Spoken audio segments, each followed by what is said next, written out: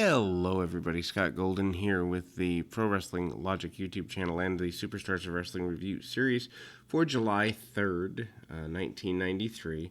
We are out of 93 in a couple of weeks here, about 5 more episodes total. But the good news is I found a smattering of about maybe 70 to 90 episodes from earlier 1990 to 1992. So we're going to be going through those. Yes, there will be gaps in the middle, but we'll do that.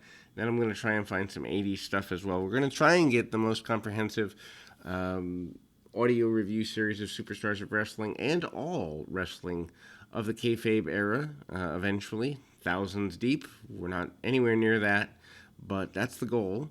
Marty Jannetty and Tom Stone is your opening contest here. Jannetty, former Intercontinental Champion.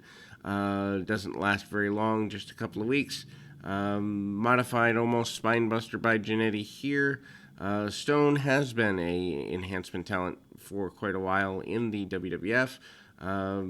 Big hip toss out of the corner by Jannetty, goes to the head scissors again. Jannetty is a guy who's always good in the ring, but hit and miss when it comes to business. Odd that there are multiple hip tosses in the match. Just seems like Jannetty's going back to him, maybe phoning it in a little bit. But it is what it is as far as that's concerned. Irish whip and a backdrop where Jannetty lands on his feet and a super kick by Jannetty. And then Jannetty goes to the chin lock, which is interesting in a enhancement match. I always think grabbing a hold when it's an enhancement guy is weird. Rocker dropper, which actually caused the damage to Chad Austin, I think was his name, 26 or several $1 million lawsuit there. Jannetty had to pay out on, and WWF had to pay out on at the time. But then we see a fist drop, and Jannetty gets a victory. And then we go to update, Stars and Stripes Challenge. Basically, Mr. Fuji says that there's no athlete in America that can slam Yokozuna, and that's the way they're going to celebrate beating Hulk Hogan, the 5-time champion. For some reason, I thought Hogan had only won it 4 times, so I don't know what they're counting there, but basically, Fuji says that is how Yokozuna is going to celebrate. Lex Luger is standing in front of the mirror, still doing the narcissist gimmick, and does right up until basically this is the last narcissist gimmick. As the next day, he slams Yokozuna on the USS Intrepid, but he's posing in front of the camera now. I don't know that they ever really talk about in an interview why Lex Luger chose to get involved with the Yokozuna thing, which looking back is a major plot hole for me. Obviously, middle school aged me didn't care at the time. I just thought, number one, I wasn't a huge fan of Luger anyway, even then. Became even less so over the years, but I just thought it was kind of like, well, they needed a new American hero and Hulk Hogan was gone. I figured that out even as a kid, so that was that. Several roll-ups by the enhancement talent, who is, in this case, Rich Myers, who's a Maryland Championship Wrestling standout for several years after this. If you have not seen Rich Myers doing, non-enhancement work, worth going out of your way to seek him out. I know MCW used to have, I don't know if they still have, but used to have a subscription service with all their shows. Myers was tremendous at the time. Big clothesline by Luger and a back elbow by Luger. Odd that when he's running forward, the elbow is a weapon. When he's running backwards, it's not. Anyway, knocks him out with the running forearm. Then we see Bam Bam Bigelow and Tatanka. Tatanka says what Bigelow did was completely dishonorable by cutting his hair in the past few weeks. Bigelow said he didn't really care and actually mocks the Native American heritage for a bit. The Steiner Brothers up next against Horowitz and Costello. I think it's Brian Costello, pretty sure. I know it's Costello, just don't remember his first name. Steiners are your tag team champions here. They do have a couple of matches with Money Inc. on television upcoming. That's a series of matches that just doesn't ever hit off the ground for me. Both teams are good, both teams are enjoyable, but I never really got into the Steiners and Money Inc. as a feud. Tilt-a-whirl slam by Scott Steiner here. Tag into Rick. And they do an inset where they're bragging about being the champions, as well they should.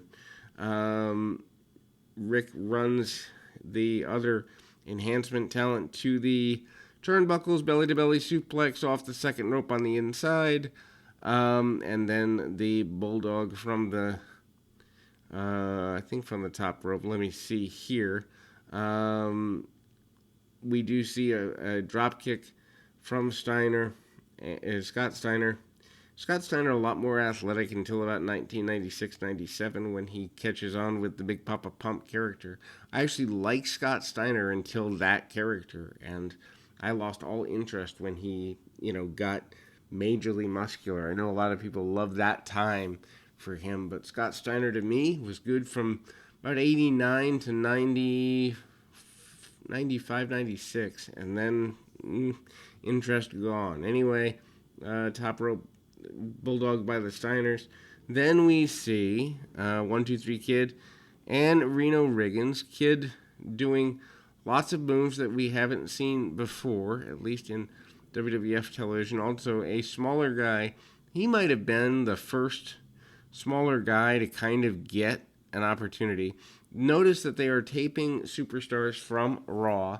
This is to conserve energy. By 1993 and through about 96, for a 3-year run, they're struggling for money, so they're cutting cost. And dropkick in the corner by the Kid. He's doing martial arts poses and the like. Snaps Riggins over. Riggins, of course, is a guy who does get a cup of coffee in Smoky Mountain Wrestling, which, when I can do the full Smoky Mountain series, which is coming, by the way, worth checking out. But if you haven't already checked out the entire World Class Championship Wrestling Series, 340 parts, worth doing that. Most comprehensive on the internet in terms of audio content. And then we kind of see Kid come up with I guess you'd say a one-legged back kick.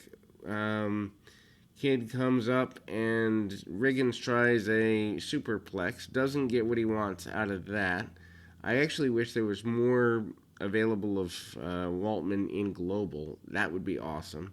As the Lightning Kid. Tornado DDT, 1-2-3, and the 1-2-3 Kid gets the victory. Rudy Gonzalez, who ends up being a trainer at Shawn Michaels' school several years later. I don't even know where their friendship really began, to be honest. But it is here. Luna Vachon, alongside Bam Bam Bigelow, is the adversary for Gonzalez on this particular day. And, we kind of see Bigelow getting a little rejuvenated by having Luna. And I assume they did some mixed tags with Bigelow and Luna against Sherry and Tatanka around the horn. I never saw one, but I would imagine they did those. I know they did Doink and Luna against, or Doink and Dink against Luna and Bam Bam, so I'd assume they bring Tatanka into that. Shoulder tackle by Bigelow and a big hanging suplex by Bigelow as well. Some rather hard shots by Bigelow, and Luna is focused on throughout the match almost more than your average individual would be. Then we kind of see Bam Bam Bigelow with a headbutt to the back of the head, which is kind of interesting. Bigelow does go to the top rope for the top rope headbutt, gets the victory. Bret Hart addresses Yokozuna and Jerry Lawler. Basically says that he's going to eventually topple Yokozuna, get the championship back, but before he does that, he wants his hands on Jerry Lawler for the attack at the King of the Ring. Calls Jerry Lawler Burger King. Yes, that's a thing. And threatens to completely obliterate Lawler. This seems like a more violent feud than average. Adam Bomb and Jay Sledge. Of course, Adam Bomb managed by Johnny Polo, a.k.a. Raven. this manager deal doesn't seem to last too terribly long. Sledge doesn't get a whole lot of offense here. Adam Bomb, forearms, punches, kicks, and the like, although he is more athletic for a bigger guy. Vince has this thing, though, where, and we're even seeing it now, present day with Keith Lee, where they dumb down the big guys. And that's just part of it. So we see Adam Bomb with a power slam, and then he goes to work on Sledge pretty aggressively. Then we see a back suplex where he actually just drops him and releases him, followed by a hanging suplex where he lands him over the top rope. Lots of moves you don't normally see in a WWF context. And Adam Bomb goes to the top rope, comes off with a diving clothesline, and hits the Atom Smasher Powerbomb for the win. Then we basically see as a closing segment, Crush from the face-to-face / event center talking about wanting to get even with Doink once and for all. They're going to compete next week on television, and that closes us for this particular episode. Until next time, keep your feet on the ground, your mind in the moment. Until next time, everybody.